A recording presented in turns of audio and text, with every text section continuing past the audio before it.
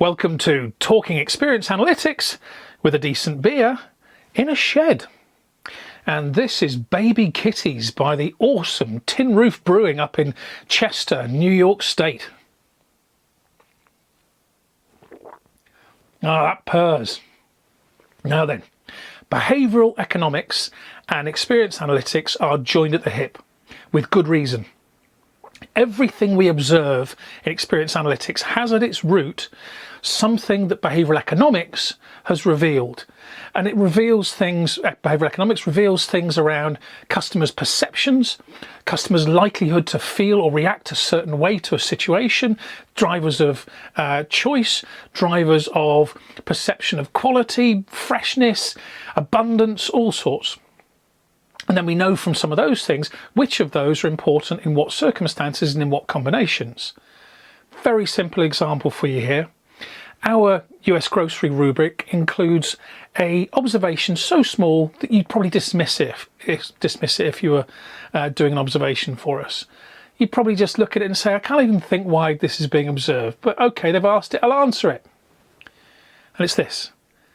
In fresh produce, is the produce mostly bagged, mostly loose, entirely bagged, entirely loose, a 50-50 mix of both, or other? Well, why are we asking that?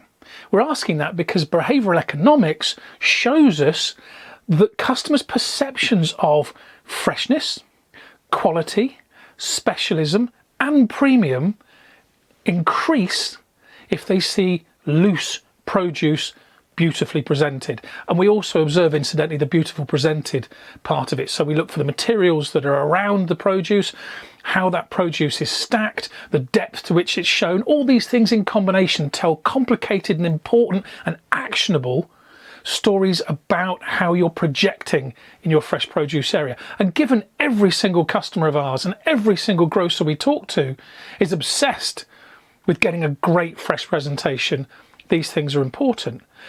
But this is a supply chain industry.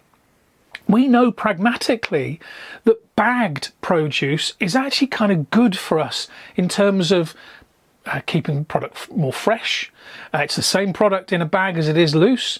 It helps us with stock keeping, it helps us with stacking, it also helps us increase the volume that customers buy from us too. We know all those things, but sometimes we'll make decisions that damage those other perceptions I just talked about on the altar of the supply chain pragmatism that drives the reality of our business. And that's why it's so important to observe the reality of the delivery of this thing in store. Because here's the thing, experience analytics isn't auditing loose, bagged, boxed produce. What it's doing is observing how the customer sees that fresh produce area when they walk into it and spend a few moments in it. That allows you to do some quite clever things. It allows you to use loose produce to set the scene, to have an immediate impact. Walmart do this brilliantly in their newer supercenters, where they have a wall of abundance as soon as you hit the store that just says, this is a farmer's market in a Walmart. This is unbelievable. Go see their Burbank, Los Angeles store. Great example of this. And then in the background, of course, you can have your SKU-based units of bagged product all over the place that make everything a little bit easier for us. But that impact, that you've made that first impression, it's done. So, behavioural economics, it tells us about the why. Experience analytics reveals the truth of the doing. And that, you need that.